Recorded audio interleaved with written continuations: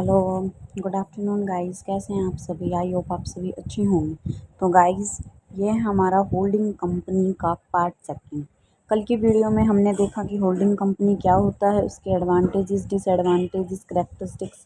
Subsidiary company, उसके advantages और disadvantages. इस वीडियो में हम कंसोलिडेटेड बैलेंस शीट, उसकी एडवांटेजेस, डिसएडवांटेजेस और preparing the consolidated financial statement के बारे में पढ़ेंगे। नेक्स्ट वीडियो में हम ये जो शॉर्ट टॉपिक्स अपने इसके बारे में डिस्कस करेंगे और फोर्थ वीडियो में मैं आपको इस चैप्टर के कुछ इंपॉर्टेंट क्वेश्चंस के बारे में बताऊंगी। तो चलो आज की वीडियो हम शुरू करते हैं। कंसोलिडेटेड फाइनेंशियल स्टेटमेंट होता क्या है? वो स्टेटमेंट जो प्रेजेंट की जाती है होल्डिंग कंपनी के द्वारा, जब वो सभी सब्सिडरी कंपनीज को कलेक्ट कर लेते हैं, उस टाइम पे कंसोलिडेटेड फाइनेंशियल स्टेटमेंट को प्रिपेयर किया जाता है। मेन ऑब्जेक्टिव क्या होता है इस स्टेटमेंट का कि फाइनेंशियल पोजीशन है जो होल्डिंग कंपनी की, उसको डिस्क्लोज करना, और सब्सिडरी कंपनी जो ऑर्गेनाइज्ड फॉर्म में होती है, जिसमें फाइनेंशियल रिसोर्सेज होंगे, रिस्पॉन्सिबिलिटीज़ आएंगी कंपनी के पूरे ग्रुप की, और रिजल्ट्स को अचीव करके उनको प्रॉपरली से शो किया जाता है। ये होता है कंसोलिडेटेड फाइनेंशियल स्टेटमेंट का main objective. Consolidated financial statement को प्रिपेयर किया जाता है कंपनी के द्वारा, फॉलो किया जाता है इसमें अकाउंटिंग स्टैंडर्ड 21 को। एडवांटेजेस क्या हैं? Help in ascertaining the intrinsic value of. इसमें क्या होता है कि जो मेन एडवांटेजेस हैं कंसोलिडेटेड फाइनेंशियल स्टेटमेंट की, उसमें हेल्प किया जाता है कि जो इंट्रिंसिक वैल्यूज़ है शेयर्स की, कंपनीज के, उनको ईजिली सर्टेन किया जाने के लिए। Help in measurement of liquidity, जो होल्ड मतलब कंसोलिडेटेड बैलेंस शीट की हेल्प से जो टोटल लिक्विडिटी है होल्डिंग कंपनी की और सब्सिडरी कंपनी के, उनको ईजिली मेजर किया जाता है और एस्टिमेट लगाया जाता है कि कंपनी पे करेगी करंट लायबिलिटी को टाइम पर या नहीं करेगी। नेक्स्ट आता है measurement of efficiency. Consolidated financial statement की हेल्प से प्रॉपर एस्टिमेशन लगाया जाता है कि कंपनी की एफिशिएंसी को लेके उन स्टेटमेंट्स के द्वारा जो इन्वेस्टर्स को हेल्प करेगी वैल्यूएशन करने के लिए, जो ट्रेंड है पिछले साल का, ताकि फ्यूचर में वो अच्छे प्लान्स बना सकें। इस वजह से उसमें मेजरमेंट ऑफ एफिशिएंसी के लिए हेल्पफुल होता है ये कंसोलिडेटेड बैलेंस शीट। नेक्स्ट है helpful in ascertainment of return on investment.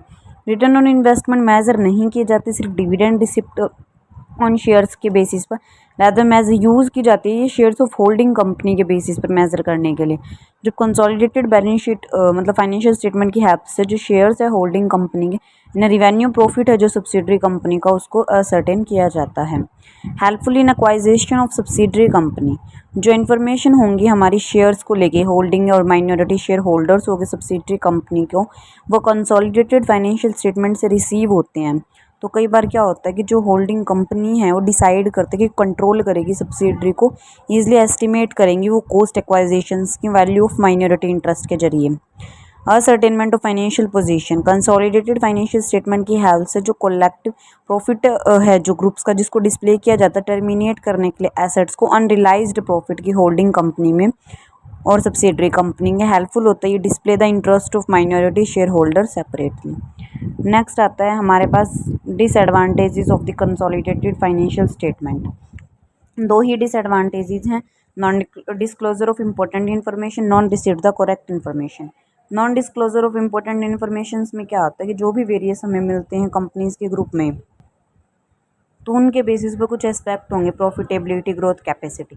जब एक सिचुएशन आता है कि इन्वेस्टर डिप्राइव हो जाते हैं किसी भी वेरियस इंपॉर्टेंट इन्फॉर्मेशन को रिसीव करने के लिए कंसोलिडेशन ऑफ फाइनेंशियल स्टेटमेंट से होल्डिंग और सब्सिडरी कंपनी के।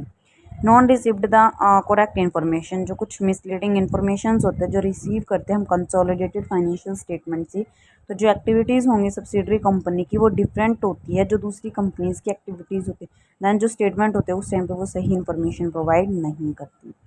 ये है हमारा consolidated financial statement of holding and its subsidiary और subsidiaries. Equity and liability, share holder fund, share capital, minority interest, फिर कैपिटल रिजर्व ऐड करेंगे, capital reserve result from acquisition, फिर गुडविल को लेस करेंगे। Next revenue reserve, holding company के उसमें से surplus है, फिर प्रॉफिट है होल्डिंग कंपनी का, उसके अंदर शेयर है जो रिवेन्यू प्रॉफिट का सब्सिडरी कंपनी का, उसको ऐड करना, अनरियलाइज्ड प्रॉफिट को लेस करना। फिर हम बात करेंगे नॉन करंट लाइबिलिटी सभी कंपनीज की, फिर करंट लाइबिलिटी में म्यूचुअल ओनिंग को लेस करेंगे। नेक्स्ट करंट लाइबिलिटीज़ में म्यूचुअल ओनिंग को लेस किया, टोटल आया, टोटल के बाद ये था लाइबिलिटीज़ का। अब हम बात करते हैं एसेट्स की। Non current assets, fixed assets, tangible, intangible, cost of control, goodwill जिसको हम बोलते हैं, फिर गुडविल सभी कंपनीज की, फिर उसमें हम ऐड करेंगे result, goodwill result from acquisition, फिर आती है हमारी टोटल गुडविल, उसमें से हम कैपिटल रिजर्व को लेस कर देंगे। फिर इन्वेस्टमेंट, इन्वेस्टमेंट हमारी होल्डिंग कंपनी की शेयर्स, डिवेंचर्स और सब्सिडरी कंपनीज को छोड़ के इन्वेस्टमेंट इन सब्सिडरी कंपनीज को ऐड करेंगे। करंट एसेट सभी कंपनी की, म्यूचुअल ओनिंग को लेस किया, अनरियलाइज्ड प्रॉफिट को लेस किया। ये था हमारी पूरी कंसोलिडेटेड बैलेंस शीट का पूरा परफॉर्मा। अगर आपको मेरी वीडियो अच्छी लगी, वीडियो को लाइक करना, शेयर करना, कमेंट करना और चैनल को सब्सक्राइब करना ना भूलें। अगर आपको इस वीडियो का नेक्स्ट पार्ट चाहिए तो मुझे कमेंट सेक्शन में ज़रूर बताएं। Thanks for watching.